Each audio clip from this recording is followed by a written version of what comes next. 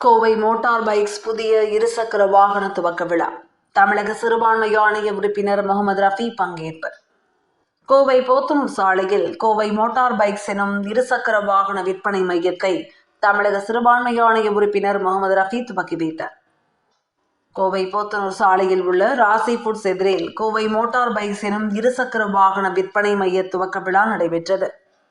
எல்லா விதமான பைக் மற்றும் ஸ்கூட்டர்கள் விற்பனை மற்றும் நவீன வசதிகளுடன் கூடிய சர்வீஸ் பிரிவும் துவங்கப்பட்டுள்ள கோவை பைக்ஸ் புதிய ஷோரூம் துவக்க விழாவில் சிறப்பு விருந்தினராக தமிழக சிறுபான்மை ஆணைய உறுப்பினர் முகமது ரஃபி கலந்து கொண்டு கோவை பைக் ஷோரூமை ரிப்பன் வெட்டி திறந்து வைத்தார்.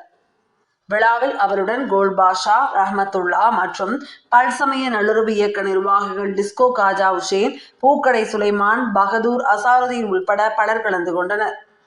புதிதாக திறக்கப்பட்டுள்ள கோவை பைக்ஸ் விற்பனை மையத்தில் முன்னணி நிறுவனங்களின் இருசக்கர வாகனங்கள் அனைத்தும் விற்பனை செய்யப்படுவதாகவும், அதே நேரத்தில் குறைந்த முன்பணம் கட்டி எளிதாக லோன் வசதிகளுடன் உடனடியாக வாடிக்கையாளர்கள் புதிய வாகனத்தை பெற்றுச்